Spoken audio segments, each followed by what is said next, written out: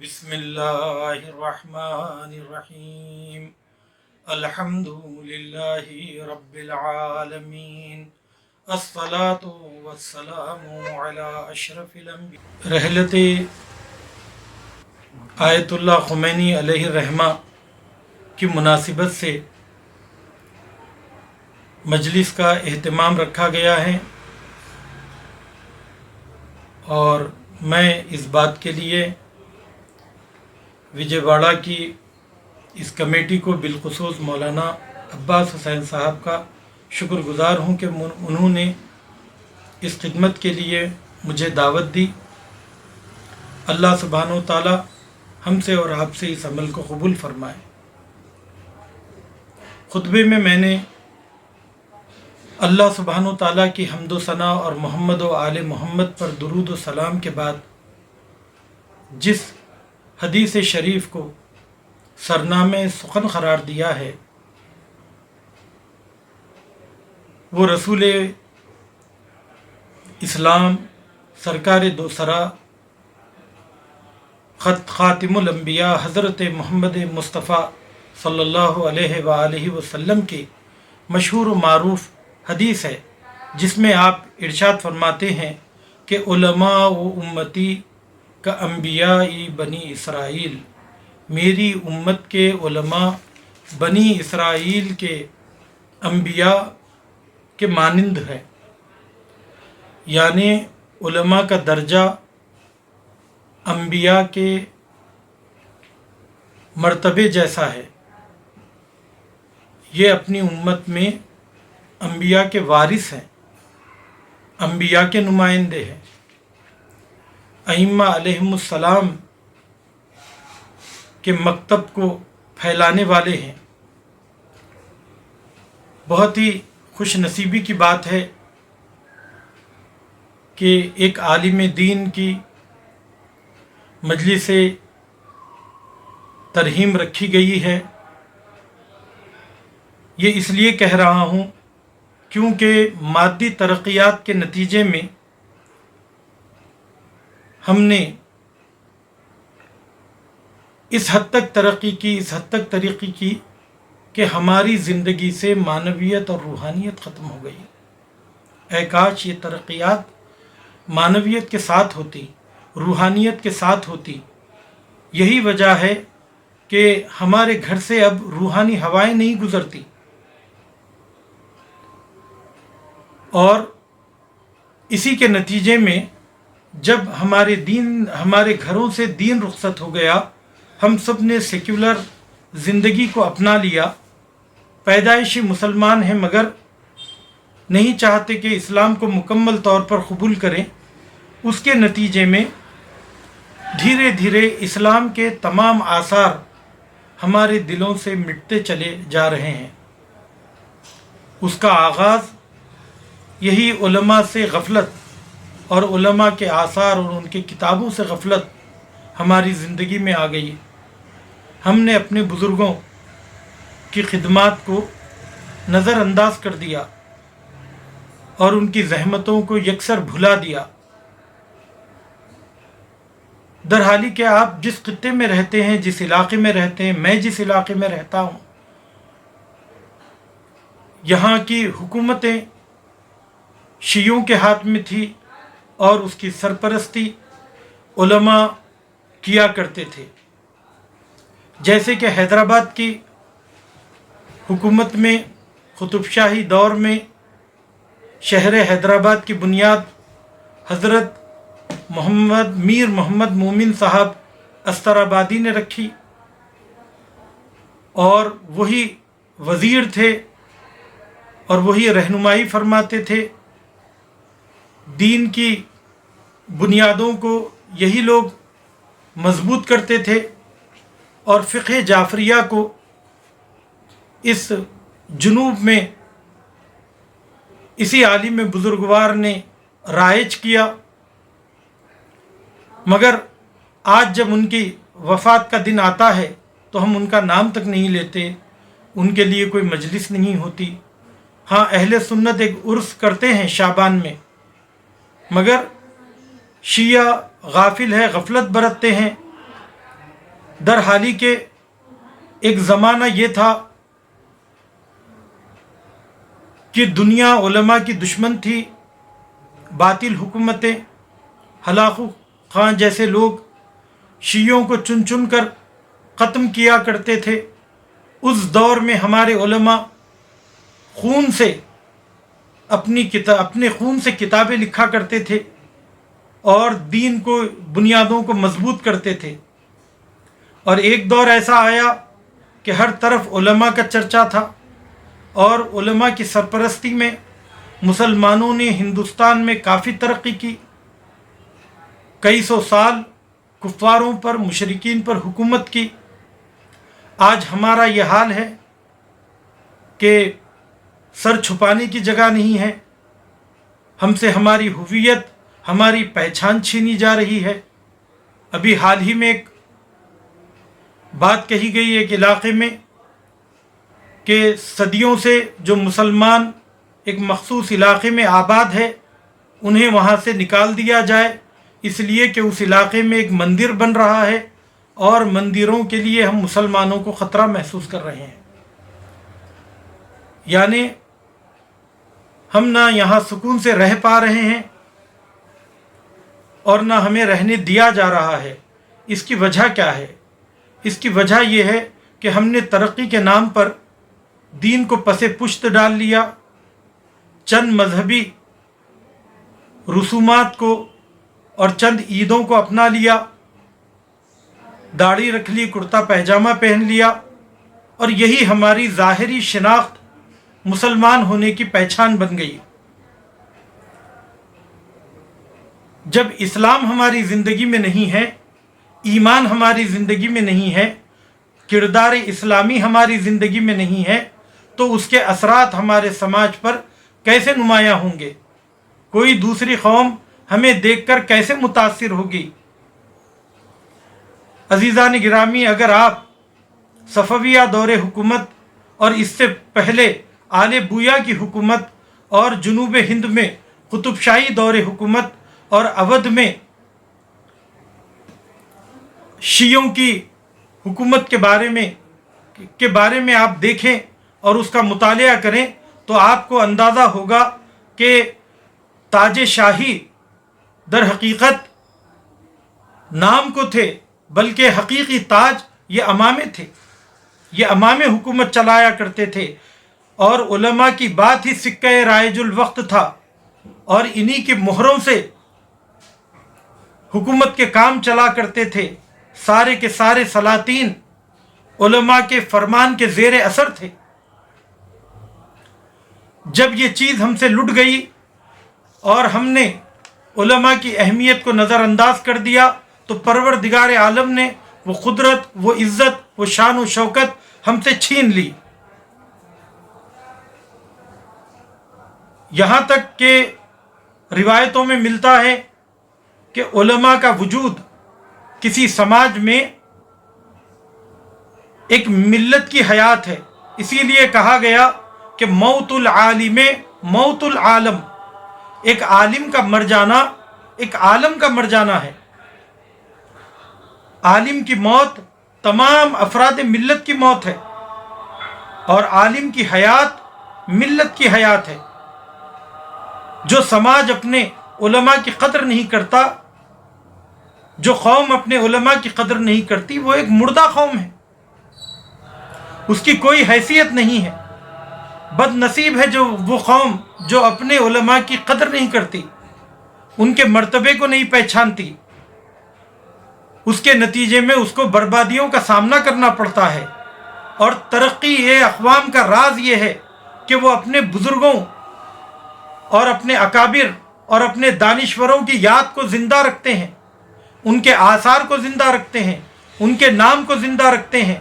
آج بھی اگر آپ جا کر دیکھیں تو شیکسپیئر کی ولادت اور اس کی پیدائش کے دن ایک بڑا سا میلہ لگتا ہے اور سارے لوگ اس میلے میں شریک ہوتے ہیں، یہاں تک کہ جس کرسی پر وہ بیٹھا کرتا تھا اس کرسی کو جا کر چومتے ہیں، اس کے گرد طواف کرتے ہیں، اور مشہور علماء و دانشوروں کی لکھی ہوئی کتابوں کو اپنے عجائب خانوں میں محفوظ رکھتے ہیں۔ اور اس سے فیض اٹھاتے ہیں، یہ زندہ قوموں کی نشانیاں ہیں۔ در حالی کہ ہم یہ کہتے ہیں کہ انگریز قوم ترقی پسند قوم ہے، وہ ترقی پسند ہونے کے باوجود اتنی خدامت پسند ہے اور اتنی اپنی روایتوں کی حفاظت کرنے کی عادی ہے کہ ان کے میوزیم ان کے دانشوروں کے آثار سے بھرے ہوئے ہیں۔ اور ہمارا یہ حال ہے کہ ہمارے علماء نے قسمہ پرسی کی حالت میں، جب کوئی سہارا نہیں تھا، کوئی ذمہ دار نہیں تھا، اس وقت انہوں نے کونے میں بیٹھ کر اور گمنامی میں گوشہ نشینیوں میں بیٹھ کر اپنے خون سے، خون جگر سے کتابیں لکھی۔ ہم نے ان کتابوں کی حفاظت تک نہیں کی اور انہیں آگے تک نہیں بڑھایا۔ ہر سال یہ کتابیں ردیوں میں پھینکی جاتی ہیں، کئی کلو کتابیں کنوؤں میں ڈالی جاتی ہیں، ندیوں میں بہائی جاتی ہیں، اس لیے کہ ہماری قوم فارسی پڑھنا نہیں جانتی، عربی پڑھنا نہیں جانتی، اردو کو اس نے بھلا دیا ہے، تو پھر دین کس راہ سے ہمارے درمیان آئے گا؟ عزیزان گرامی، رہی بات ممبر، تو ممبر میں بھی وہ کیفیت نہیں رہی، ذمہ دار لوگ ممبر پر آنے نہیں لگے، اس کے نتیجے میں ہم کو زک کھانی پڑی، نقصان اٹھانا پڑا، اور ہم ان 50 سالوں کے عرصے میں آگے بڑھنے کے بجائے پیچھے ہوتے چلے گئے۔ عزیزان گرامی، میں بس یہ بتانا چاہ رہا ہوں تمہیداً کہ یقیناً جانتا ہوں کہ امام خمینی علیہ الرحمہ کے حالات زندگی پر ہماری گفتگو ہے، مگر چند نکات کی طرف آپ کی توجہ دلانا چاہتا ہوں کہ جب تک علم اور علماء کو اپنے سماج میں اہمیت کی نگاہ سے نہیں دیکھا جائے گا، اس وقت تک ہمارے سماجی حالات اور ہماری سیاسی حالات، ہماری معاشی حالات اور ہماری علمی کے حالات بہتر نہیں ہو سکتے۔ جب علم سے دشمنی ہو، جب علماء سے دشمنی ہو، تو پھر اس قوم کی سرپرستی کون کرے گا؟ جب اس قوم کو علماء کی سرپرستی نہیں ملے گی تو نتیجتاً یہ قوم ترقی کیسے کر پائے گی؟ تو اس بات کی جانب توجہ کیجئے اور متوجہ رہیے کہ وہ قوم بے حس ہے، جمود کا شکار ہے، مردہ ہے، اور ایک مردہ لاش سے زیادہ نہیں ہے، جو اپنے قوم کے دانشوروں کی، اپنے علماء کی اور اپنے ذمہ دار لوگوں کی قدر نہیں کر سکتی، قدر نہیں کرتی۔ اسی لیے شاعر یہ کہتا ہے، اس قوم سے پڑا ہے مجھے سابقہ جہاں، اس قوم سے پڑا ہے مجھے سابقہ جہاں، دستور اعتراف کمالات ہی نہیں۔ کتنے ایسے خدمت گزار ہیں جسے ہم انہیں مرنے کے بعد یاد کرتے ہیں، زندگی میں نہ ان کو اہمیت دیتے ہیں، نہ ان کی اطاعت کرتے ہیں، نہ ان کی بات سنتے ہیں، بلکہ ان کو اختلافات اور تنقید کا نشانہ بناتے ہیں۔ کوئی بھی کام اگر کیا جاتا ہے تو اس کے مثبت پہلو کو نہیں دیکھتے، منفی پہلو کے اوپر زیادہ ہماری نگاہ ہوتی ہے، ان سے بچنے کی کوشش کرتے ہیں، ان سے کٹنے کی کوشش کرتے ہیں، اور جب وہ شخص دنیا سے چلا جاتا ہے اس کے لیے مجلسیں رکھتے ہیں، اس کے لیے ماتم کرتے ہیں، اس کی اشعار کہتے ہیں اور اس کے آہ و بھگت کرتے ہیں۔ عزیزو، یہ عزت زندگی میں دینے کی ضرورت ہے، اور ہر خطے میں ماشاءاللہ ایسے ذمہ دار علماء اور ایسے خاموش خدمت گزار ہمارے درمیان موجود ہے۔ امید ہے کہ لوگوں کے ضمیر جاگیں گے اور وہ اس بات کی اہمیت کو محسوس کریں گے۔ علماء کی عظمت کے لیے اتنا ہی کافی ہے کہ سرور کائنات نے علماء کی شان میں یہ فرمایا، مداد العلماء افضل من دماء الشہداء، علماء کی سیاہی شہداء کے خون سے افضل ہے۔ یا فرمایا کہ علماء امتی کا انبیاء بنی اسرائیل، میری امت کے علماء بنی اسرائیل کے انبیاء کے برابر ہیں، ان کا مرتبہ ان کے مرتبے جیسا ہے۔ یا یہ فرمایا کہ من اکرم عالما فقد اکرمنی، جس نے کسی عالم کی قدر و منزلت جانی اور اس کا احترام کیا تو ایسے ہی ہے کہ جیسے اس نے میرا احترام کیا۔ کتنی بڑی بات ہے کہ سرور کائنات یہ کہتے ہیں کہ عالم کا احترام میرا احترام ہے۔ یا یہ فرمایا کہ الفقہاء امناء الرسل ما لم يدخلوا فی الدنیا، کہہ رہے ہیں کہ ہمارے فقہا رسولوں کی تعلیمات کے امین ہیں، امانت دار ہیں، جو آنے والی نسل تک الہی تعلیمات کو، انبیاء کی تعلیمات کو نسل در نسل پہنچاتے رہتے ہیں، مگر یہ کب تک سابقہ انبیاء کے امین ہوں گے؟ اس وقت تک جب تک یہ دنیا میں داخل نہ ہو۔ تو پوچھا گیا کہ یا رسول اللہ، دنیا میں داخل ہونے کا مطلب کیا ہے؟ تو کہا کہ کسی جابر سلطان کی پیروی نہ کرے، اس کی جی حضوری نہ کرے۔ اس کا مطلب یہ نہیں ہے کہ دنیا میں داخل نہ ہو کا مطلب یہ نہیں ہے کہ وہ حکومت نہ کرے، اس کا مطلب یہ نہیں ہے کہ وہ سیاست نہ کرے، اس کا مطلب یہ نہیں ہے کہ وہ سماجی کاموں میں آگے نہ بڑھے، بلکہ اس کا مطلب یہ ہے کہ دنیا دار نہ ہو جائے، بے دین دولت مندوں کی جی حضوری نہ کرے، بد کردار سلاطین کی پردہ پوشی نہ کرے، ان کی ہاں میں ہاں نہ ملائے۔ ایسے علماء جو ہمیشہ آزاد ہوتے ہیں، جن کے ضمیر آزاد ہوتے ہیں، وہ انبیاء کے امین ہیں۔ اور یہ کہا کہ نوم العالم افضل من الف رکعت، عالم کی نیند، عالم کی ایک نیند 1000 رکعتوں سے افضل ہے۔ تو جب اس کی نیند کا یہ عالم ہے تو اس کی فکر کا کیا عالم ہوگا؟ اسی لیے کہا کہ تفکر ساعت افضل من 70 سنہ۔ کہا کہ روایت میں یہ آیا ہے کہ عالم کا یا مرد مومن کا 1 گھنٹہ، 1 ساعت غور و فکر کرنا 70 سال کی نمازوں سے بہتر ہے، 70 سال کی نمازوں سے بہتر ہے۔ تو عزیزان گرامی، یہ توجہ کرنے کی ضرورت ہے کہ جب تک ہم علماء کی منزلت کو نہیں پہچانیں گے، ہاں یہ مانتا ہوں کہ ہمارے درمیان کچھ علماء نما افراد ہیں جو امامہ و دستار، ابا و خبا کے ساتھ لوگوں کے درمیان آ جاتے ہیں اور لوگوں کی ہاں میں ہاں ملانے کی کوشش کرتے ہیں، حق بیانی سے زیادہ لوگوں کی دلجوئی کی کوشش کرتے ہیں، چونکہ ان کو اس سماج میں رہنا ہے، ان کو مجلسیں پڑھنی ہیں، ان کو بڑے مقامات سماج میں حاصل کرنے ہیں۔ تو ایسے لوگوں کے لیے بددعائیں دی گئیں، کہا گیا کہ ویل للعالم یتکلم بہواء الناس لا یکون احد اشد عذابا منہ یوم القیامت۔ ویل ہو، تف ہو اس شخص پر، اس عالم پر جو رضائے خلق کی خاطر، جو لوگوں کی خوشنودی کے لیے بات کرے۔ روز قیامت سب سے زیادہ شدید ترین عذاب اس شخص پر ہوگا جو لوگوں کے غلط کاموں میں ان کی ہاں میں ہاں ملائے تاکہ اپنے مقام و مرتبے کو سماج میں باقی رکھ سکے، توجیہیں کرنے لگے، مصلحت پسندی سے کام لے۔ یا یہ کہا کہ وہ عالم بھی وبال جان ہے کسی سماج کے لیے جو بے عمل ہو۔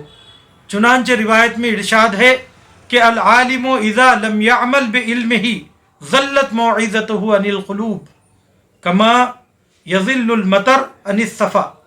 کہا کہ جب عالم اپنے علم پر عمل نہیں کرتا تو اس کی نصیحت اور اس کا موعظہ اور اس کی اچھی باتیں دلوں پر اثر نہیں کرتی، اور اس طرح دلوں سے زائل ہو جاتی ہیں جس طرح پانی پتھر سے بہہ جاتا ہے۔ تو سماج میں اگر کسی کو دین کی طرف بلانا ہے تو علم سے زیادہ اپنے کردار سے لوگوں کو دعوت دینے کی ضرورت ہے۔ وہ عالم دین قابل تعریف ہے، قابل اعتبار ہے جو باعمل ہو، نیک ہو۔ اس کا مطلب یہ نہیں ہے کہ کوئی شخص گناہ نہ کرے۔ اسی لیے کہا گیا ہے کہ اگر کوئی شخص امام جماعت ہے تو یہ نہ کہے کہ میں عادل ہوں، ہاں آشکارا گناہ نہ کرے، اور لوگ یہ دیکھیں کہ کوئی شخص عملی میدان میں کھلم کھلا لوگوں کے سامنے گناہ نہیں کر رہا ہے تو سمجھ لیں کہ وہ شخص عادل ہے اور وہ قابل پیروی ہے، اس کے پیچھے نماز پڑھی جا سکتی ہے۔ ورنہ 100% اگر کوئی معصوم ہو تو وہ صرف اہل بیت علیہم السلام اور انبیاء کرام کے علاوہ کوئی اور نہیں ہو سکتا۔ کسی میں اتنی کوئی اس بات کا دعویٰ نہیں کر سکتا کہ میں نے اپنی زندگی میں کوئی گناہ نہیں کیا ہے، لیکن جہاں تک ہم دیکھیں کہ جس عالم دین کا عمل بہتر ہے، جس کا کردار بہتر ہے، جو صاف گو ہے، جو حق پسند ہے، جو لوگوں کی ہدایت کے لیے جس کے دل میں درد ہے اور جو لوگوں کی خدمت میں مشغول ہے، ایسے شخص کو اپنے لیے غنیمت سمجھے، نعمت سمجھے، اس کی پیروی کریں۔ اور وہ شخص بھی اللہ کی نظر میں معتوب ہے اور لائق عذاب ہے، لائق نفرین ہے، جو علم اس لیے حاصل کرے تاکہ اس سے دنیا کما سکے، لوگوں کی جہالت کا فائدہ اٹھا سکے، اپنے علم سے ان کے اوپر روب ڈال سکے، اور روب ڈالنے کے بعد ان سے دولت کمانے کی کوشش کرے کہ من تعلم علما لغیر اللہ، یا مقام و مرتبے اور شان و شوکت کے لیے علم حاصل کرے کہ من تعلم علما لغیر اللہ واراد به غیر اللہ فلیتبوأ مقعدہ من النار۔ جو شخص خدا کے لیے علم حاصل نہ کرے اور اس سے اس کا مقصد دنیا حاصل کرنا ہو تو اس کو چاہیے کہ جہنم میں اپنا ٹھکانہ بنا لے، تو ایسے شخص کا ٹھکانہ جہنم ہے۔ تو عزیزو، نیک علماء کو اپنے لیے قدر کی نگاہ سے دیکھیں، اور الحمدللہ آج ہم جس عالم باعمل کا تذکرہ کرنے جا رہے ہیں وہ اسی شان و منزلت کے حامل تھے۔ اللہ سبحانہ تعالیٰ نے انہیں وہ مرتبہ عطا کیا کہ آج 33 سال کے بعد بھی لوگ ان کا ذکر کر رہے ہیں۔ یہ در حقیقت میں آپ سے ایک اہم نکتہ کہنا چاہتا ہوں کہ آپ یہ بتائیے کہ ائمہ علیہم السلام کا دور 250 سال تک تھا۔ اس 250 سال کے بعد دین کو پھیلانے میں، دینی شریعت اسلامی کو لوگوں میں رائج کرنے میں اور اپنے عمل و کردار سے لوگوں کو مومن بنانے میں کس کا کردار ہے؟ اس 1400 سال کے عرصے میں صرف 300 سال ائمہ علیہم السلام کے ہیں، مگر اس 300 سال کے بعد 1100 سال تک اسلام کی جس نے خدمات کی اور جس نے اسلام کو محفوظ کیا وہ علماء کرام کی ذوات مقدسہ ہے۔ اسی لیے جس طریقے سے انبیاء کی سیرت کا مطالعہ ضروری ہے، جس طریقے سے ائمہ علیہم السلام کی سیرت کا مطالعہ ضروری ہے، اسی طریقے سے علماء کرام کی سیرت کا مطالعہ بھی ضروری ہے، ان کا تذکرہ بھی لازمی ہے۔ اور پھر کوئی شخصیت ان میں ایسی ہو کہ جو خود مجسم اسلام ہو، جو ائمہ علیہم السلام کی تعلیمات کا مجسم نمونہ ہو، تو کیا اس کا تذکرہ نہیں کرنا چاہیے؟ ایک مرتبہ رسول اسلام کے بارے میں امہات المومنین سے پوچھا گیا کہ سرور کائنات کیسے تھے، تو ام المومنین نے کہا کہ مجھے ان کا نام یاد نہیں، تو کہا کہ وہ مجسم قرآن تھے، تعلیمات قرآن کا مجسم نمونہ تھے۔ جس طریقے سے حضرت علی علیہ السلام رسول خدا کا نمونہ تھے اور مجسمہ تھے، کہا کہ یا علی انت منی بمنزلۃ الراس من الجسد، اے علی تمہاری مثال مجھ سے ایسی ہے جیسے ایک سر کو اس کے دھڑ سے ہوتی ہے۔ جس طریقے سے بغیر چہرے کے انسان کو نہیں پہچانا جا سکتا، اسی طریقے سے علی کے بغیر رسول خدا کو نہیں پہچانا جا سکتا۔ قرآن کے بعد رسول خدا کا جیتا جاگتا اور مکمل نمونہ اگر کوئی تھا تو وہ علی مرتضیٰ تھے۔ تو بعض اوقات اسلامی تعلیمات کا اثر لے کر کچھ شخصیتیں خود اسلام کی پہچان بن جاتے ہیں۔ آج امام خمینی علیہ الرحمہ، اللہ انہیں کروٹ کروٹ جنت نصیب کرے، وہ اسلامی تعلیمات کا مجسم نمونہ ہے، تشیع کی پہچان ہے۔ دنیا میں کہیں بھی چلے جائیے، آج تشیع کو جہاں ائمہ علیہم السلام کے ذریعے پہچانا جاتا ہے، وہیں پر علماء میں امام خمینی کے ذریعے پہچانا جاتا ہے۔ آج رہبر معظم آیت اللہ خامنائی فرماتے ہیں کہ دنیا بھر میں اگر انقلاب اسلامی ایران پہچانا جاتا ہے تو وہ امام خمینی کے نام سے پہچانا جاتا ہے۔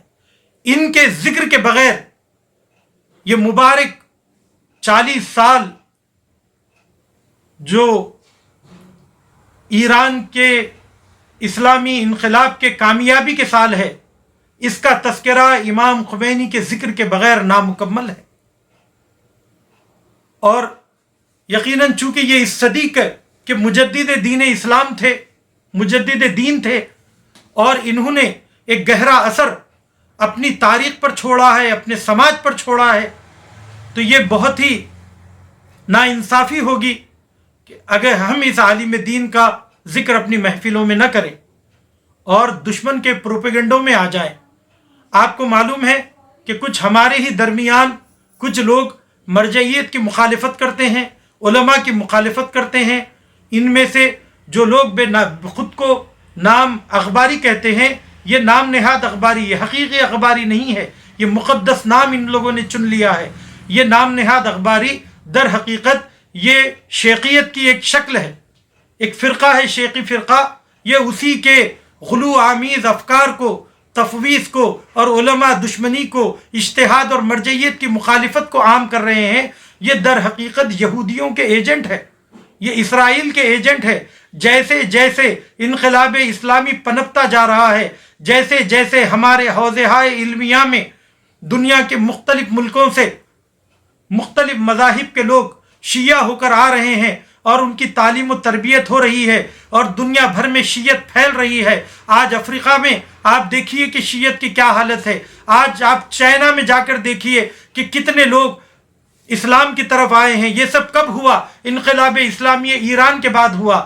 آج اسرائیل کی بدنامی کا سبب علماء شیعہ ہیں۔ امام خمینی علیہ الرحمہ نے یوم قدس کے ذریعے ان کے خلاف آواز اٹھائی۔ آج وہ دنیا بھر میں منہ دکھانے کے قابل نہیں ہے، اسی لیے انہوں نے دیکھا کہ ہمارے لیے علماء، مجتہدین اور شیعہ روحانیت اور شیعہ مولویت ہمارے لیے خطرہ ہے۔ اسی لیے انہوں نے اسی کو ٹارگٹ کیا اور کہا کہ سب سے پہلے ہم کو ایران کے خلاف لوگوں کے ذہنوں کو بنانے کی ضرورت ہے، ان کے علماء کے خلاف ان کو تیار کرنے کی ضرورت ہے۔ یہی وجہ ہے کہ ہر چھوٹا بڑا کہ جو ایران کی سرحدوں سے باہر ہے، جو عراق کی سرحدوں سے باہر ہے، جہاں پر علماء کی سرپرستی نہیں ہے، جہاں پر جہالت عام ہے، وہاں کے لوگوں کو انہوں نے ٹارگٹ کیا، اپنے ایجنٹوں کو چھوڑا، اور وہ لوگ اسلام اور علماء کے خلاف زہر اگلتے ہیں۔ آپ بتائیے کہ کیا یہ ہمارے شیعوں کے درمیان نہیں ہو رہا ہے کہ ایک شخص اپنے آپ کو رضوی سید کہے اور قرآن کے خلاف آواز اٹھائے؟ ایک شخص اپنے آپ کو سادات کی اولاد کہے اور علماء کے خلاف زہر اگلے۔ ہمارے شہر حیدرآباد میں علماء کی توہین ہوتی ہے، ان کا مذاق اڑایا جاتا ہے۔ ان تاریخ کے روشن مثالوں سے اثر لینے کے بجائے، فائدہ اٹھانے کے بجائے، ان کی پیروی کرنے کے بجائے ہم ان کی مخالفت کر رہے ہیں۔ کیا اتنا بھی ہوش نہیں ہے؟ کیا اتنا بھی زندہ ضمیری نہیں ہے؟ کیا آنکھیں کھلی ہوئی نہیں ہے؟ کیا یہ اپنے دور کی تاریخ کا مطالعہ نہیں کرتے؟ آپ دیکھیے کہ یہی انقلاب جب صادر ہوا لبنان کی طرف، تو وہ قوم جو پسماندہ تھی، وہ قوم جو نچلے کام کرتی تھی، وہ قوم جو نصارہ اور سنیوں کے ہاتھوں دبی ہوئی تھی، دبی کچلی تھی، آج لبنان کی حکومت کا ایک رکن اساسی ہے، ایک بنیادی ستون ہے۔ آج حکومت کوئی فیصلہ حزب اللہ کے بغیر نہیں کرتی ہے۔ حزب اللہ لبنان کی ایک محکم دیوار ہے، تو آخر یہ تبدیلی اس کے اندر کہاں سے آئی؟ در حقیقت انہی علماء کی پیروی سے آئی ہے، انہی علماء کی تعلیمات کو لے کر آئی ہے۔ تو لبنان اثر لے سکتا ہے، یمن اثر لے سکتا ہے، عراق اثر لے سکتا ہے، تو پھر ہم اور آپ کو کیا ہوا کہ ہم کیوں اس انقلاب کو مثبت نگاہ سے کیوں نہیں دیکھتے؟ ہم اس انقلاب کے مثبت اثرات کے بارے میں غور و فکر کیوں نہیں کرتے؟ ہم آخر ایرانیوں سے سبق کیوں نہیں لیتے؟ ہم لبنانیوں سے سبق کیوں نہیں لیتے؟ ہم سیریائیوں سے سبق کیوں نہیں لیتے؟ ہم یمنیوں سے سبق کیوں نہیں لیتے؟ کیا ہم نہیں دیکھ رہے ہیں؟ کیا ان کو چھوڑ کر ہم نے ایک قدم ترقی کی ہے؟ جب ہم نے علماء کو چھوڑ کر ترقی نہیں کی ہے تو پھر ہمارے پاس اور کیا راستہ رہ جاتا ہے؟ اور ایک اور اہم نقطہ عزیزو، یقیناً میری بات آپ تک پہنچ رہی ہے اور آپ لوگ صبر و حوصلے سے اس بات کو سماعت فرما رہے ہیں۔ اللہ آپ کو اس سماعت کا اور اس عمل کا اجر عطا فرمائے اور ہم کو اور آپ کو ضمیر کی بیداری عطا فرمائے۔ عزیزان گرامی، ایک اہم چیز جس کی جانب توجہ دلانا چاہ رہا ہوں وہ یہ ہے کہ ائمہ علیہم السلام کی زندگی میں ہم نے یہ دیکھا کہ اہل بیت علیہم السلام کی زندگی ہمیشہ فرائض کے مطابق چلتی تھی، فریضے کو اہمیت دیتے تھے، امکانات اور سہولیات کو نظر میں نہیں رکھتے تھے۔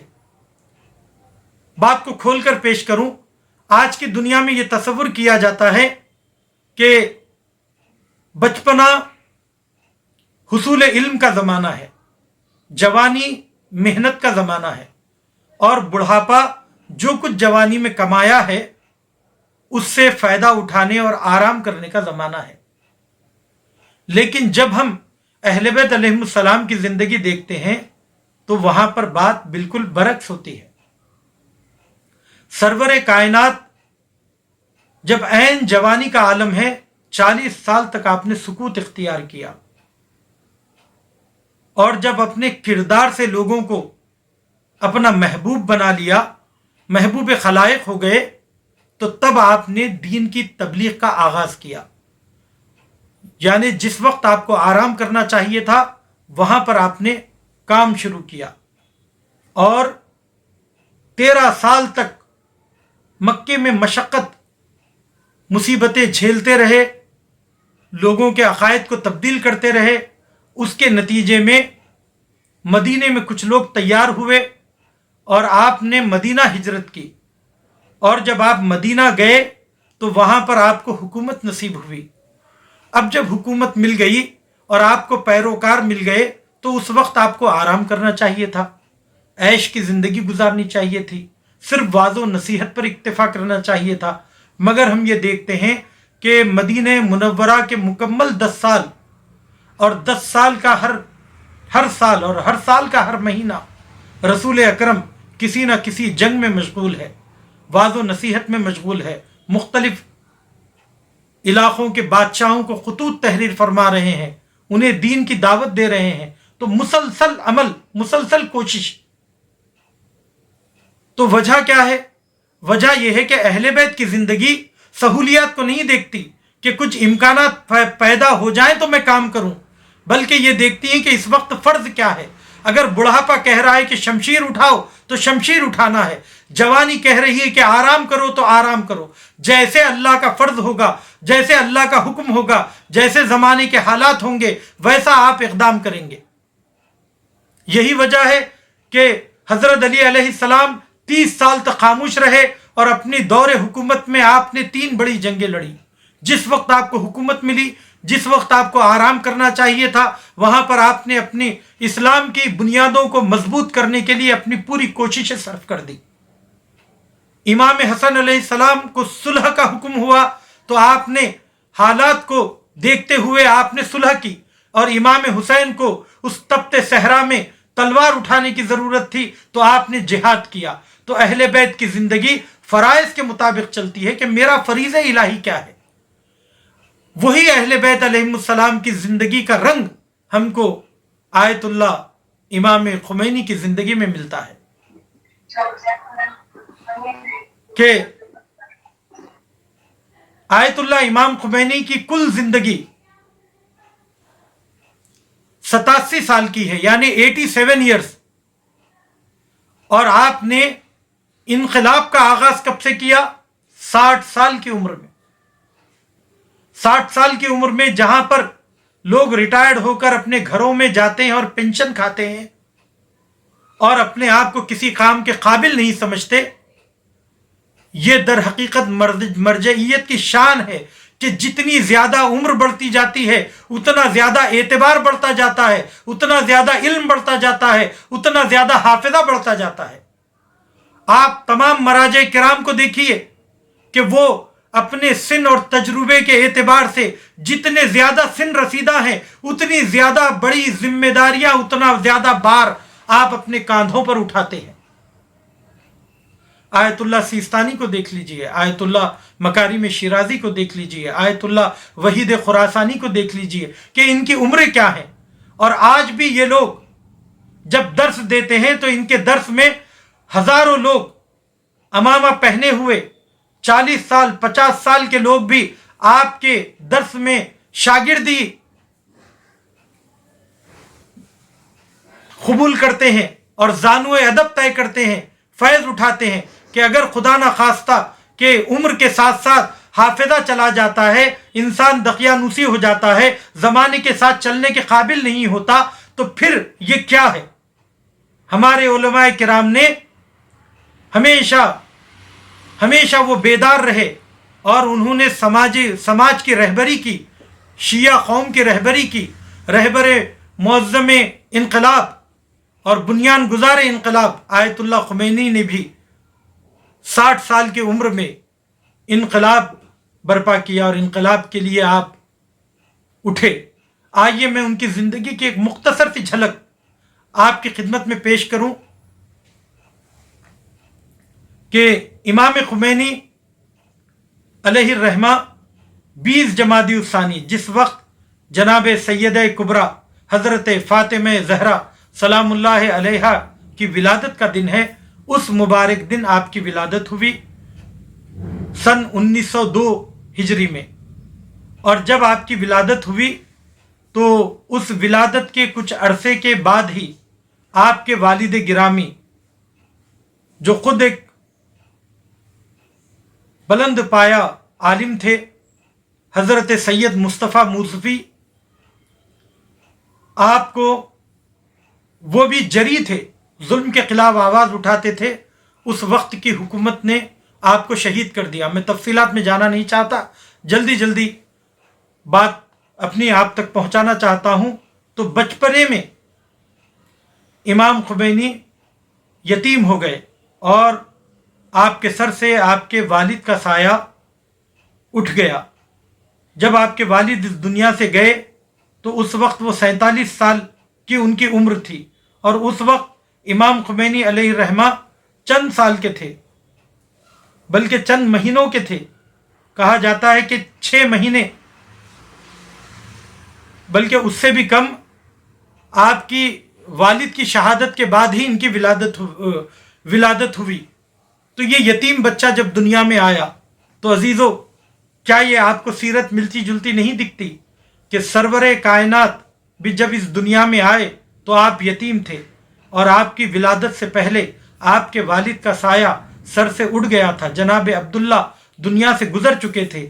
میں یہ بتانا چاہتا ہوں کہ کہیں بھی یقیناً یتیمی میں درد ہے، غم ہے، تکلیفیں ہیں، مصیبتیں ہیں، اور جو کوئی جس کے سر سے والد یا والدہ کا سایہ اٹھ جاتا ہے تو اس کو مصیبتوں کا سامنا کرنا پڑتا ہے، اس کو محبت کم ملتی ہے۔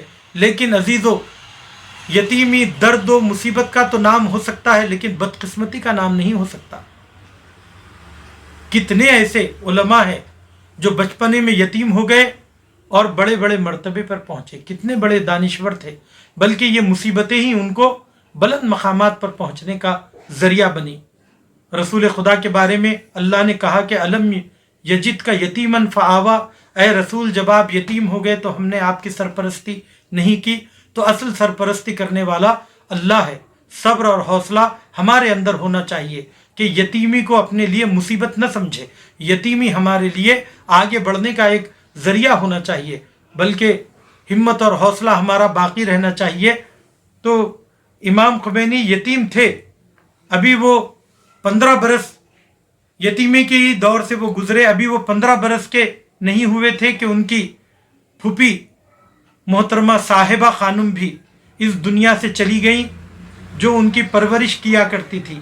جب یہ دو سہارے اٹھ گئے تو آپ نے کیا آپ کے اوپر وہ وقت گزرا ہوگا، یا آپ محسوس کر سکتے ہیں کہ 3 بچے تھے، دو بھائی ان کے علاوہ اور ایک بہن، اور یہ چاروں کے چاروں اس یتیمی کے دور کو انہوں نے کیسے گزارا. اور جب یہ بچپن کا مرحلہ آیا تو آپ کی تعلیم کی ذمہ داری آپ کے بڑے بھائی نے اٹھائی، اور وہاں کے مقامی علماء سے آپ کو تعلیم دلوائی. ابتدائی گھر کی تعلیم حاصل کرنے کے بعد آپ نے عراق کا رخ کیا. نجف خم مقدس کے قریب ایک شہر ہے اور ایک ضلع ہے، وہاں پر آپ کو بھیجا گیا. تو 19 سال کی عمر میں امام خمینی علیہ الرحمہ تحصیل علم کے لیے عراق گئے، اور عراق میں معتبر علماء جیسے شیخ عبد الکریم حائری یزدی کی سرپرستی میں علم حاصل کرنے کے بعد آپ وہاں سے نکل کر خم مقدس آئے، اور خم مقدس میں آپ نے تحصیل علم کیا، اور 27 برس کی عمر تک مرجعیت کے درجے پر فائز ہو گئے. اور 27 سال کی عمر میں آپ نے مرزا محمد ثقفی تہرانی کی صاحبزادی سے نکاح کیا، اور نکاح کرنے کے بعد اس خوشگوار زندگی گزارنے لگے. اور اس دور میں آپ کی پوری کوشش یہ تھی کہ مختلف مسائل میں بالخصوص فلسفے اور تزکیہ نفس اور علم اخلاق میں آپ نے مہارت حاصل کی، اور تہذیب نفس میں ہمیشہ لگے رہے، اور درس اخلاق کو اپنے لیے واجبی سمجھتے تھے. امام خمینی اپنے زمانے تعلیم میں اپنی مخصوص ذہانت اور فطانت سے نہ صرف علمی اور اسلامی مسائل سیکھتے رہے، بلکہ انہوں نے اخلاقی مسائل اور تعمیر ذات اور تزکیہ نفس اور تہذیب نفس پر بھی خصوصی توجہ دی. صرف علم حاصل کرنے سے انسان ترقی نہیں کرتا جب تک وہ اپنے نفس کی تہذیب نہ کرے اور اپنے نفس کو نہ سنوارے. وہ جانتے تھے کہ مسلمانوں اور دنیا بھر کے آزاد لوگوں کے رہبر کو جن خصوصیات کا حامل ہونا چاہیے ان کا حصول آسان کام نہیں ہے. اسی لیے انہوں نے اس ذمہ داری کو محسوس کرتے ہوئے امام خمینی علیہ الرحمہ نے اخلاق پر خصوصی توجہ دی، اور طالب علمی کے زمانے میں نوجوانی کے عالم میں تحصیل اسلامی کے ساتھ ساتھ اپنے باطن کو بھی سنوارتے رہے. اور مرحوم آیت اللہ حائری کی وفات کے بعد انہوں نے درس فلسفے کا آغاز کیا، نوجوان طالب علموں کی پرورش کی، اور امام کے حلقے درس میں بے شمار لوگ تحصیل علم کے لیے آیا کرتے تھے. جب آپ درس دیتے تھے تو لگتا تھا ایک بحر بے قرار ہیں جو آپ کے سامنے ٹھاٹے مار رہا ہے. اور جب اس وقت آیت اللہ بروجردی علیہ الرحمہ مرجع عالی قدر تھے، امام خمینی علیہ الرحمہ کا شمار ان کے ہم پایا عالموں میں ہوتا تھا. مرحوم آیت اللہ بروجردی کی وفات کے بعد امام خمینی علیہ الرحمہ مرجع تقلید بنے، اور آپ نے اپنا رسالہ عملیہ پیش کیا. امام عالی مقام نے علمی جہاد کیا، اور علمی دنیا میں بہترین کتابیں انہوں نے تحریر کی. کہ میں اس نقطے کی طرف اشارہ کرنا چاہ رہا ہوں کہ ہم امام عالی مقام کو یعنی امام خمینی علیہ الرحمہ کو صرف ایک سیاسی لیڈر کی نگاہ سے نہ دیکھیں. پہلے وہ عالم ہیں، پہلے وہ عاشق رسول ہیں، پہلے وہ محب اہل بیت ہیں، پہلے وہ عزادار حسین ہیں، اور انہی چیزوں نے انہیں خمینی بنایا ہے. اسی لیے ان کی معنوی زندگی، ان کی اخلاقی زندگی، ان کی علمی زندگی کا مطالعہ اور اس کے بارے میں جانکاری ضروری ہے کہ جن چیزوں سے امام خمینی کی شخصیت پنپی اور شخصیت بنی ہے، ان میں سب سے پہلے آپ نے جو کام کیا اپنے دور میں، آپ نے بے شمار کتابیں لکھی، فقہ کے میدان میں آپ نے کتابیں لکھی، اور تزکیہ نفس کے سلسلے میں جہاد اکبر نامی کتاب لکھی۔ اور جس وقت آپ قید و بند کے حالات میں تھے، اور جس وقت آپ کو تبعید کر دیا گیا تھا، جس وقت آپ کو ملک بدر کر دیا گیا تھا، اس وقت آپ نے عراق میں ولایت فقی، بلکہ فرانس میں آپ نے ولایت فقی نامی کتاب لکھی۔ جس وقت آپ کو ترکیہ بھیج دیا گیا تھا اور تبعید کر دیا گیا تھا، اس دور میں آپ نے تحریر الوسیلہ نامی کتاب لکھی۔ ایک شخص نے اسلام کے خلاف آواز اٹھائی اور شیعت کو بدنام کرنے کی کوشش کی، تو آپ نے اس کے خلاف کشف الاسرار نامی کتاب لکھی۔ تو ہمیشہ آپ ہر اعتبار سے بیدار ہوا کرتے تھے، اپنے دور کے حالات کو سمجھتے تھے، اپنے دور کی ضروریات کو سمجھتے تھے، اسی اعتبار سے آپ کی تصنیف تھی، اسی اعتبار سے آپ کی تالیف تھی۔ اور اس کے ساتھ ساتھ آپ کرسی درس پر بیٹھا کرتے تھے، تدریس کیا کرتے تھے۔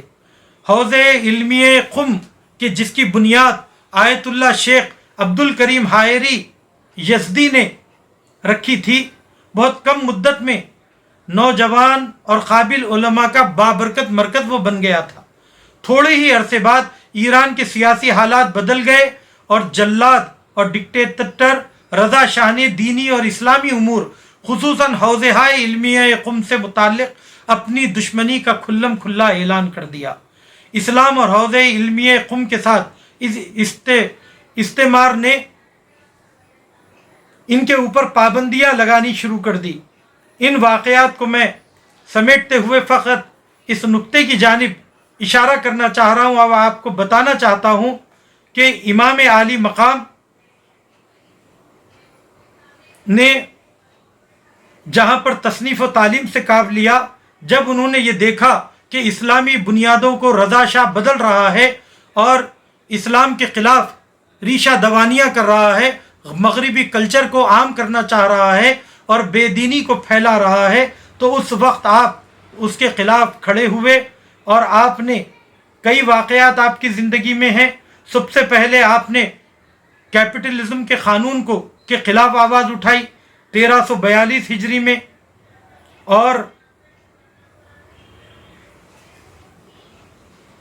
اور اس کے بعد آپ نے 15 خرداد کو حکومت کے خلاف ایک تحریک چلائی جسے قیام 15 خرداد کہتے ہیں، کہ جس کے بعد امام خمینی کو قید کر لیا گیا، اور جب آپ کو قید کر لیا گیا تو اس کے بعد عوام الناس میں ایک انقلابی کیفیت پیدا ہوئی اور انہوں نے امام کی حمایت میں جگہ جگہ جلسے جلوس کیے اور ان کے خلاف حکومت وقت کے خلاف آواز اٹھائی۔ لیکن شاہ کو اپنی شہنشاہیت کا غرور تھا، اس نے امام خمینی کو ملک بدر کر دیا، اور سب سے پہلے اس نے امام خمینی کو ترکیہ بھیجا، اور جب دیکھا کہ ترکیہ سے بھی آپ مسلسل مشغول ہے اور ترکیہ کی حکومت نے آپ کو رکھنے سے انکار کر دیا، تو شاہ نے آپ کو اس کے بعد عراق بھیج دیا۔ عراق بھیجنے کا مقصد یہ تھا کہ وہاں پر نجف میں بے شمار علماء ہوں گے، اور جب ان تمام مراجع کے مقابل امام خمینی آئیں گے تو ان کی حیثیت کم ہو جائے گی، ان کا سیاسی رنگ کم ہو جائے گا، اور ان کی سیاسی ریشہ دوانیاں کم پڑ جائیں گی، لیکن مدھم ہو جائیں گی۔ لیکن اس کے برعکس یہ ہوا کہ جیسے ہی 1348 شمسی میں، یعنی ایرانی سال کے مطابق، امام عالی مقام نے درس و تدریس کا قم میں آغاز کیا، تو آپ نے فقہ و اصول کا درس نہیں دیا، وہ بھی دیتے تھے، مگر ساتھ ہی ساتھ آپ نے ایک نئے درس کی بنیاد رکھی، اس کا نام تھا ولایت فقی۔ ولایت فقی کا مطلب یہ ہے کہ مسلمانوں کی اور اسلام کی ذمہ داریاں عالم دین کی گردن پر ہے، اور ایک عالم دین کو چاہیے کہ وہ حکومت کی باغ ڈور کو سنبھالے۔ آپ نے یہ سب سے پہلے اس نظریے کو، یہ نظریہ اسلامی ہے، پہلے سے موجود تھا، مگر اس کو زندہ آپ نے کیا، احیا آپ نے کیا، اور آپ نے کہا کہ فقیہ کی سرپرستی میں سماجی امور انجام پانے چاہیے۔ آپ نے سن 1348 شمسی میں درس ولایت فقیہ کا آغاز کیا اور اسی درس کو دیتے رہے، یہاں تک کہ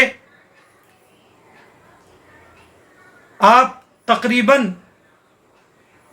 1356 عیسوی میں قم میں اسی درس و تدریس کے نتیجے میں کچھ علماء عراق سے قم مقدس گئے، اور قم میں بھی کچھ افراد موجود تھے جیسے آیت اللہ امینی علیہ الرحمہ، آیت اللہ رہبر معظم اور آیت اللہ مشکینی۔ ان لوگوں نے ایک تحریک چلائی تھی اور ایک ایسی کمیٹی تشکیل دی تھی جس کا مقصد دین کی تبلیغ اور ولایت فقیہ کے افکار کو عام کرنا تھا، جو بعد میں جامع مدرسین کے نام سے یہ ادارہ قائم ہوا اور آج بھی اپنی تبلیغی فعالیتیں انجام دے رہا ہے۔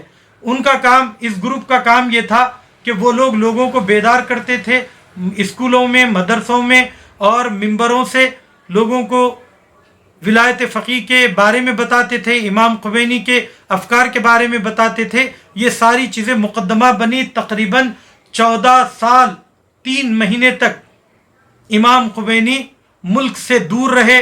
کبھی آپ کو فرانس بھیجا گیا، کبھی ترکیہ بھیجا گیا، کبھی عراق میں کربلا میں رکھا گیا اور کبھی نجف اشرف میں بھیجا گیا، مگر ہر وقت آپ نے اسلام کی حمایت میں تقریریں کی، کتابیں لکھی، آوازیں بلند کی، اور یہاں تک کہ یہ عالم ہوا کہ اس تحریک کے نتیجے میں اور علماء کا ساتھ دینے کی وجہ سے کہ امام عالی مقام کو، امام خمینی علیہ الرحمہ کو ساتھی بھی بڑے اچھے ملے، جس کی نتیجے میں اسلامی بنیادیں مضبوط ہوئی اور شاہ کو بھاگنا پڑا، اور رہبر معظم نے،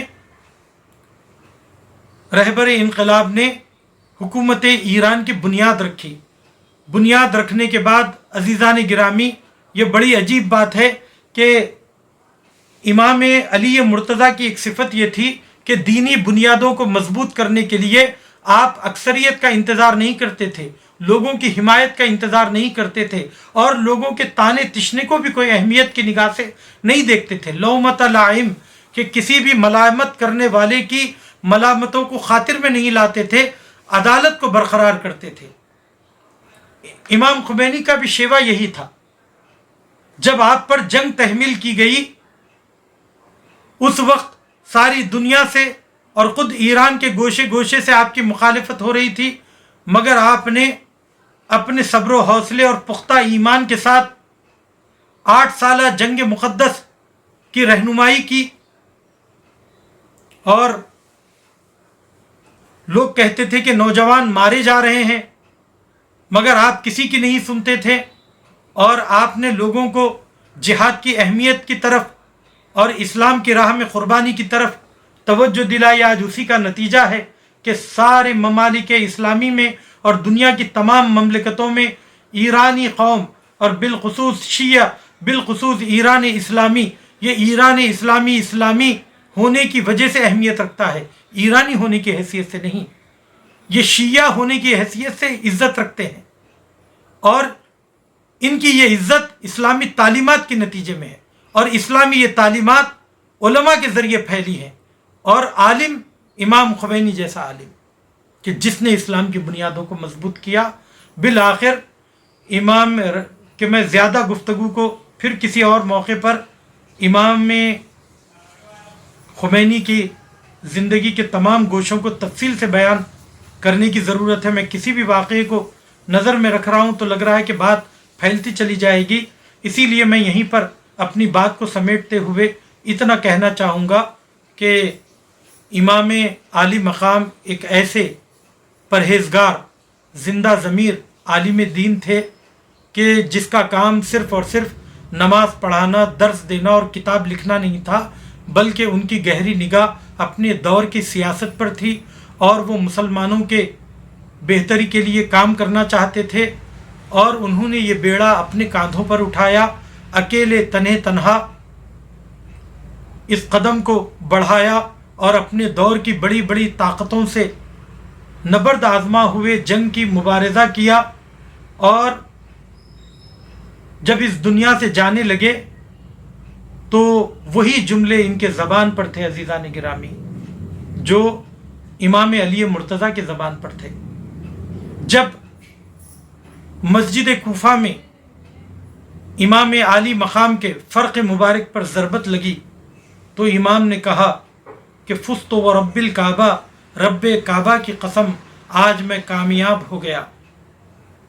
میں کہوں گا مولا کہ آپ ابھی کہاں کامیاب ہوئے، آپ تو یہ چاہتے تھے کہ معاویہ کی حکومت برخاست ہو جائے، اور آپ چاہتے تھے کہ رسول خدا نے جس اسلامی حکومت کے خواب دیکھے تھے اور جس کے اصول بیان کیے تھے، جس کی بنیاد انہوں نے رکھی تھی، اسی اسلامی حکومت کو آپ احیا کریں، مگر آپ کی شہادت کے بعد یہی معاویہ برسر حکومت آ جائے گا تو عجب نہیں کہ مولا آواز دیں اور یہ کہیں کہ ہاں ہاں میں ہی کامیاب ہوں۔ اس لیے کامیاب ہوں کہ جو پاکیزہ زندگی اللہ سبحانہ و تعالیٰ نے خانہ کعبہ میں مجھے عطا کی تھی، میں نے اس کی اطاعت میں، اس کی پیروی میں، اس کی راہ میں گزار کر یہ پاکیزہ زندگی اسی کے گھر میں اسے لوٹا رہا ہوں، اس لیے میں کامیاب ہوں۔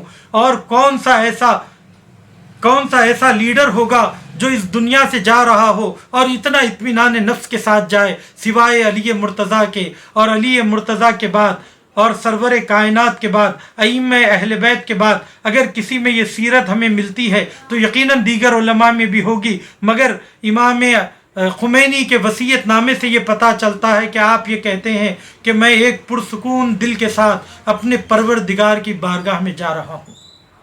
جس کو اپنے عمل پر اتنا بھروسہ ہو، جس کو اپنے فیصلوں پر اتنا بھروسہ ہو، جس کا ایمان اتنا پختہ ہو، وہی شخص ایسی بات کہہ سکتا ہے۔ وہ اطمینان نفس کے ساتھ اس دنیا سے جا رہے تھے۔ امام عالی مقام کی سب سے بڑی خصوصیت یہ تھی کہ وہ شدت سے محب اہل بیت تھے۔ تقریباً 14 سال کے قریب یا 12 سال کے قریب آپ نجف اشرف میں ہر رات مغرب کے بعد نجف اشرف جاتے تھے اور امام کی ذریح مبارک کو پکڑ کر زیارت جامعہ پڑھا کرتے تھے۔ 14 سال یا 12 سال کا مطلب ہے عزیزان گرامی کہ تقریباً 5000 دن تک امام خمینی نے زیارت جامعہ کی قرات کی، اور جس کے دل میں اتنی زیادہ محبت اہل بیت ہو، جس کے دل میں اس حد تک ولایت علی مرتضیٰ سے وابستگی ہو، جس کے دل میں امام حسین علیہ السلام کا ٹھاٹے مارتا ہوا سمندر ہو، جو تمام انقلاب کو برپا کرنے کے بعد یہ ایک جملے میں یہ بات کہتا ہے کہ ہم جو کچھ بھی ہمارے پاس ہے وہ اسی عاشورہ کی وجہ سے ہے، جو کچھ ہمارے پاس ہے وہ امام حسین علیہ السلام کے ذکر کی وجہ سے ہے، تو اس کا مرتبہ کیا کہنا۔ اور میں یقیناً میرا دل یہ گواہی دیتا ہے کہ جس وقت امام خمینی اس دنیا سے جا رہے تھے تو آپ کی پوری توجہ اللہ سبحانہ و تعالیٰ کی ذات کی طرف ہوگی، آپ کی توجہ علی مرتضیٰ کی طرف ہوگی، آپ کی توجہ حسین مظلوم کربلا کی طرف ہوگی، اور یہ سوچتے ہوں گے کہ اب جب میں اس دنیا سے چلا جاؤں گا تو کل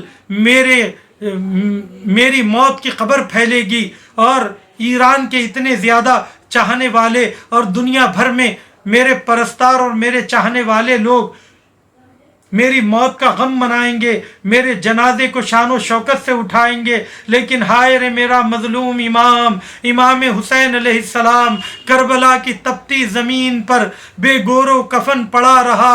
عزیزان گرامی، اگر کسی کے گھر میں ایک جنازہ اٹھ جاتا ہے تو ایک سناٹا سا چھا جاتا ہے، اور اس گھر میں نہ کھانے کو دل چاہتا ہے، نہ چہرے پر مسکراہٹ آتی ہے، بات کرنے کو دل نہیں چاہتا ہے، لوگوں کے درمیان اپنے آپ کو تنہا محسوس کرتے ہیں۔ لیکن ایسے وقت میں اسی لیے حکم دیا گیا کہ جو اگر کوئی ستم دیدہ ہو، اگر کوئی غم رسیدہ ہو، اگر کسی کے گھر میں جنازہ اٹھ جائے تو انہیں تسلی دو، انہیں تعزیت دو، ان کے گھر 3 دن تک کھانا پہنچاؤ اور ان کے غم میں شریک رہو۔ لیکن ہائے رے ہمارے امام حسین علیہ السلام کے خاندان کی کہ بیویاں اپنے لاشوں پر رو بھی نہیں پائی تھی اور اپنے وارثوں پر گریہ بھی نہیں کر سکے تھے کہ عصر عاشور کے بعد وہ ظلم توڑے گئے کہ قیام حسینی کو جلایا گیا اور امام سید سجاد کے پہلو سے بستر کھینچا گیا. امام جناب زینب سلام اللہ علیہ ایک خیمے سے دوسرے خیمے سے تیسرے خیمے اپنے پردے کی حفاظت کرتی ہوئی واہ علیہ واہ محمدہ واہ عباسہ کی فریاد کر رہی تھی. ایسی دردناک منظر کو دیکھ کر بھی ظالموں کو رحم نہیں آیا. انہوں نے پردے چھین لیے, بیویوں کے گوشوارے چھین لیے. جناب سکینہ نے اپنے چھوٹے چھوٹے ہاتھوں کو گال پر رکھ کر کہا کہ یہ بابا آپ کے بعد میرے گوشوارے چھین لیے گئے. کبھی عباس کو پکارتی, کبھی حسین کو پکارتی. عزیزان گرامی, ظلم یہیں پر نہیں تھما بلکہ ان معصوم اور پیاسے بچوں کو دکھا دکھا کر پانی بہایا گیا. اگر یہیں پر بات ختم ہو جاتی تو کوئی بات نہیں تھی, مگر عزیزان گرامی ظلم کی انتہا یہ ہو گئی کہ جب بیویوں نے وہ منظر دیکھا کہ نوکے نیزہ پر امام حسین, علی اکبر اور حضرت عباس اور شہدائے کربلا کے سر کو نیزوں پر بلند کیا گیا, بیویاں سر و سینہ پیٹنے لگی. ایک مرتبہ زینب کبریٰ نے وہ منظر دیکھا کہ خدا کسی بہن کو وہ منظر نہ دکھائے. آپ نے دیکھا کہ کربلا کی تپتی زمین پر سب نے اپنے اپنے کشتوں کے لاشوں کو اٹھا لیا, لیکن چند لاشیں ایسے ہیں, بالخصوص امام حسین کا لاشا کربلا کی تپتی زمین پر بے گور و کفن پڑا ہوا ہے. ایک مرتبہ عمر سعد نے آواز لگائی, کون ہے جو حسین کے لاشے کو پامال کرے؟ بس یہ سننا تھا.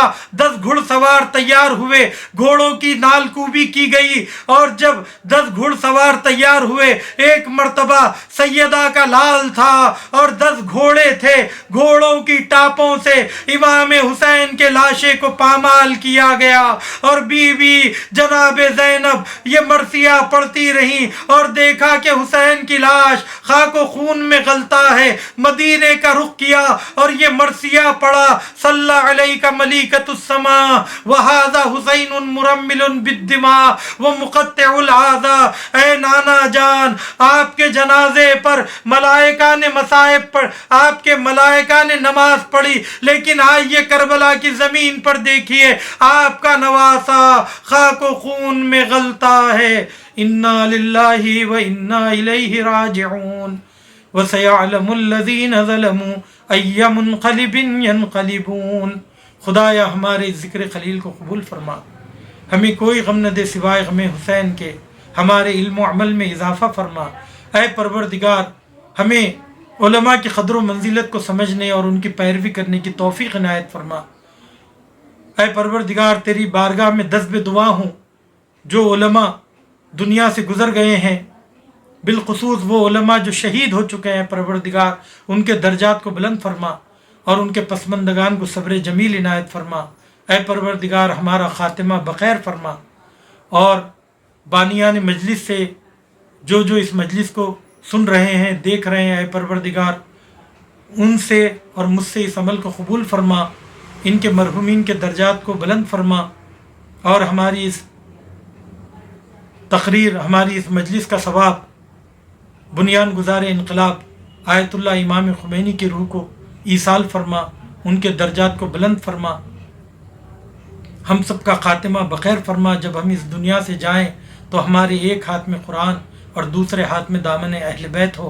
امام زمانہ کے ظہور میں تعجیل فرما اور ہمیں ان کے حقیقی ناصرین میں قرار دے. اللہم صلی علی محمد و آل محمد وعجل فرجہ.